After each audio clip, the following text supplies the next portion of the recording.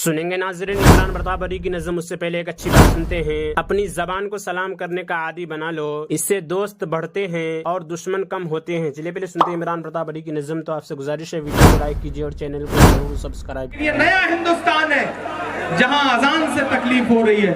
मेरा हिंदुस्तान तो वो था साहब कि जहां किसी मंदिर से निकलने वाली भजन की आवाज से किसी मुसलमान को कोई तकलीफ नहीं होती थी, किसी मस्जिद की अजान की आवाज से किसी हिंदू भाई को कोई तकलीफ नहीं होती थी, किसी गिरजाघर से निकलने वाले संगत की आवाज से तकलीफ नहीं होती थी, प्रेयर की आवाज से तकलीफ नहीं होती थी, गुरुद्वारे से।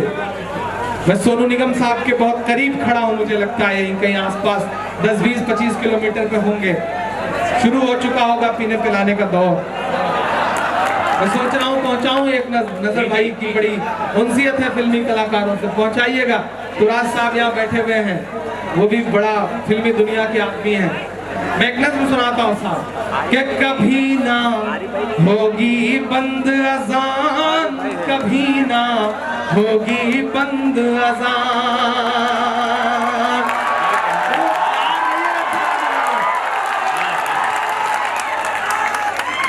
बहुत शुक्रिया, आपने पहले मिसरे में बहुत ताली बजाई, लेकिन आप पर एक इल्जाम है कि आप सिर्फ मजहबी शेरों में दाद देते हैं।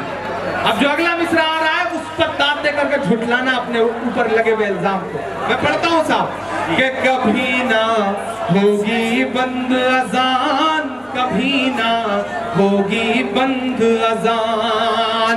आरती और अजान से मिलकर, आरती और अजान से मिलकर बने हैं हिंदुस्तान।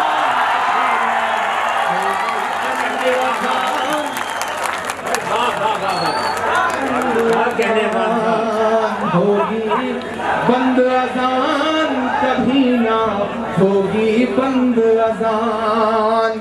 आरती और अजान से मिलकर बने हैं हिंदुस्तान। कभी ना होगी बंद अजान, कभी ना होगी बंद अजान।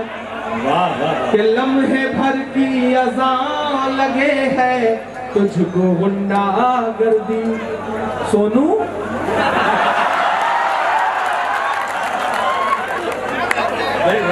काश सोनू मेरे भाई, तुमने अपने उस्ताद मोहतरम जिनके गाने गा गा करके तुमने 4 पैसे कमाना सीखा, उन मोहम्मद रफी साहब की उस हजरत को जान पाते जिसमें वो खाने काबा में अजान देने की हसरत रखा करते।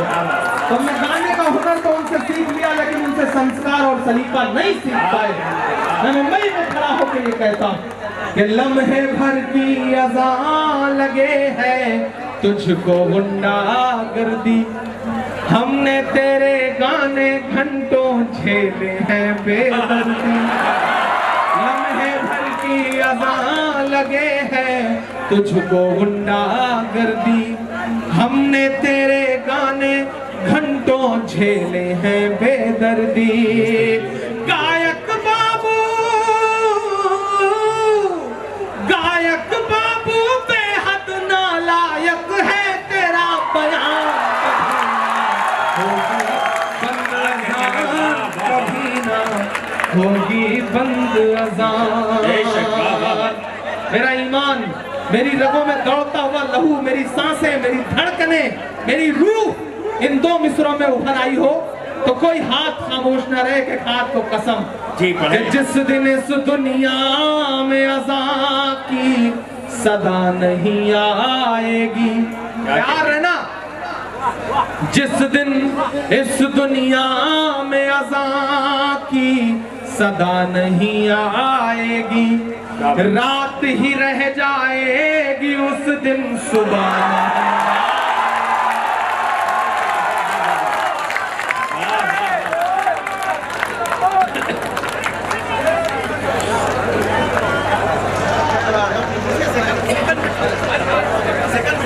बहुत शुक्रिया, राजू भाई ने मुझे माला पहनाई और मैं इतनी देर से मुझे पता ही नहीं चल पा रहा था कि लक्ष्मीबाई का जो तेवर है वो किन की वजहों से इतना मजबूत है। राजू भाई सलाम आपको। आप जो साथ उनका जो समर्थन उनका करते हैं ये आधी आबादी को जो नुमाइंदगी देने का आपका हुनर है, उसके लिए सलाम। एक बार जोरदार ताली राशिद भाई के लिए। कि जिस दिन इस दुनिया में अज़ां की सदा नहीं आएगी, रात ही रह जाएगी, उस दिन सुबह नहीं आएगी। अच्छा सोनू ने दोस्तों, इमरान प्रताप गढ़ी की नज़्म सुनने के बाद आप अपनी राय में क्या करना चाहते हैं वो नीचे कमेंट बॉक्स में जरूर बताएं। आइए दोस्तों, मुंतखब हदीस किताब से कुछ अहादीस सुनते हैं। हजरत अनस रज़ियल्लाहु अन्हु रिवायत करते हैं कि रसूलुल्लाह सल्लल्लाहु अलैहि वसल्लम ने इरशाद फरमाया, अल्लाह ताला के लिए बाज़ लोग ऐसे हैं जैसे किसी के घर के खास लोग होते हैं। सहाबा रज़ियल्लाहु अन्हुम ने अर्ज किया, वो कौन लोग हैं? इरशाद फरमाया, कुरान शरीफ वाले, कि वो अल्लाह वाले और उसके खास लोग हैं। हज़रत इब्न अब्बास रज़ियल्लाहु रिवायत करते हैं कि रसूलुल्लाह सल्लल्लाहु अलैहि वसल्लम ने इरशाद फरमाया, जिस शख्स के दिल में कुरान करीम का कोई हिस्सा भी महफूज नहीं, वो वीरान घर की तरह है। यानी जैसे मकान की रौनक व आबादी रहने वाले से है, ऐसे ही इंसान के दिल की रौनक व आबादी कुरान करीम को याद रखने से है। हज़रत अबू सलमा बिन अब्दुर्रहमान बिन औफ रहमतुल्लाह अलैह फरमाते हैं कि मरवा पहाड़ी पर हज़रत अब्दुल्ला बिन उमर और हज़रत अब्दुल्ला बिन अमरो बिन आस रज़ियल्लाहु अन्हुम की आपस में मुलाकात हुई। वो दोनों कुछ देर आपस में बात करते रहे। फिर हज़रत अब्दुल्ला बिन उमर चले गए और हज़रत अब्दुल्ला बिन उमर वहाँ रोते हुए ठहर गए। एक आदमी ने इनसे पूछा, अबू अब्दुर्रहमान, आप क्यों रो रहे हैं? हज़रत इब्न उमर ने फरमाया, ये साहब यानी हज़रत अब्दुल्ला बिन उमर रज़ियल्लाहु अन्हुमा अभी बता कर गए हैं कि उन्होंने रसूलुल्लाह सल्लल्लाहु अलैहि वसल्लम को इरशाद फरमाते हुए सुना, जिसके दिल में राई के दाने के बराबर भी तकब्बुर होगा, अल्लाह ताला उसे चेहरे के बल आग में डाल देंगे। हज़रत अबू हुरैरा रिवायत करते हैं कि रसूलुल्लाह सल्लल्लाहु अलैहि वसल्लम ने इरशाद फरमाया, जब अल्लाह ताला आसमान में कोई हुक्म नाफिज फरमाते हैं तो फरिश्ते अल्लाह ताला के हुक्म की हैबत और राहत की वजह से कांप उठते हैं और अपने पड़ों को हिलाने लगते हैं। फरिश्तों को अल्लाह ताला का इरशाद इस तरह सुनाई देता है जैसे चिकने पत्थर पर जंजीर मारने की आवाज़ होती है। फिर जब फरिश्तों के दिलों से घबराहट दूर कर दी जाती है तो एक दूसरे से दरियाफ्त करते हैं कि तुम्हारे परवरदिगार ने क्या हुक्म दिया? वो कहते हैं कि हक बात का हुक्म फरमाया और वाकई वो आलिशान है, सबसे बड़ा है। हज़रत अबू हुरैरा ने फरमाते हैं कि रसूलुल्लाह सल्लल्लाहु अलैहि वसल्लम ने इरशाद फरमाया, जब जुमा का दिन होता है तो फरिश्ते मस्जिद के दरवाजे पर खड़े हो जाते हैं। पहले आने वाले का नाम पहले, इसके बाद आने वाले का नाम उसके बाद लिखते हैं। इसी तरह आने वालों के नाम इनके आने की तरतीब से लिखते रहते हैं। जो जुमा के नमाज के सवेरे जाता है उसे ऊँट सदका करने का सवाब मिलता है। इसके बाद आने वाले को गाय सदका करने का सवाब मिलता है। इसके बाद आने वाले को मेंढा, इसके बाद आने वाले को मुर्गी, इसके बाद आने वाले को अंडा सदका करने का सवाब मिलता है। जब इमाम खुतबा देने के लिए आता है तो फरिश्ते अपने वो रजिस्टर जिनमें आने वालों के नाम लिखे गए हैं लपेट लेते हैं और खुतबा सुनने में मशगूल हो जाते हैं। हज़रत अब्दुल्ला बिन उमर बिन आस रज़ियल्लाहु अन्हुमा रिवायत करते हैं कि नबी करीम सल्लल्लाहु अलैहि वसल्लम ने इरशाद फरमाया, जो शख्स जुमा के दिन अच्छी तरह गुस्ल करता है, बहुत सवेरे जुमा के लिए जाता है, इमाम के बिल्कुल करीब बैठता है और खुतबा तवज्जो से सुनता है, इस दौरान खामोश रहता है, तो वो जितने कदम चलकर मस्जिद आता है उसे हर कदम के बदले साल भर की तहज्जुद और साल भर के रोज़ों का सवाब मिलता है।